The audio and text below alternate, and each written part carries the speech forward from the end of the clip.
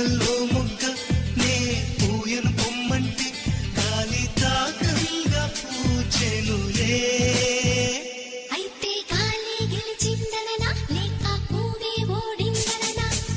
రాళ్ళల్లో శిల్పంలో లోపల దాగున్న పూలి తాకంగా వెలిసెనులే.